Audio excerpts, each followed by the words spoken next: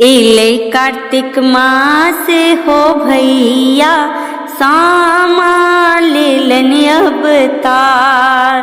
एले कार्तिक मास हो भैया सामा लेलन अवतार। चिट्ठिया जे लिखलन कौने बहनों कौने भैया केरा पार।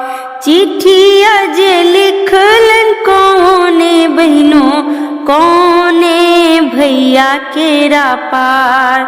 चिट्ठी लए जाही रे हजमा नहीं हर रे हमार। चिट्ठी लए जाही रे हजमा नहीं हर रे हमार। एले कार्तिक मास हो भैया सामा लेले अवतार।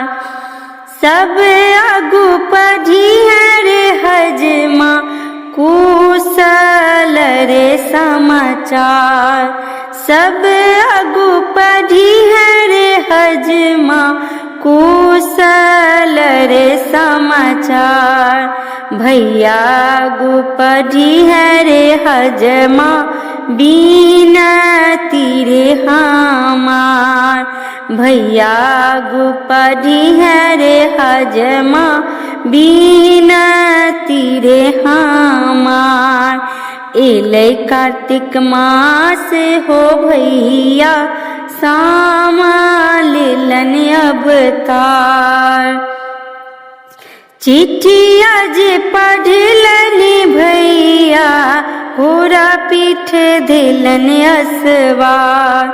चिट्ठिया जे पढ़लनि भैया घोड़ा पीठ देलन असवार। घोड़ा बिलमैया हो भैया दरभंगा शहर बाजार। घोड़ा बिलमैया हो भैया दरभंगा शहर बाजार। एले कार्तिक मास हो भैया सामा लेलन अवतार। लाले लाले किनिया हो भैया सामा चकेबा हमार।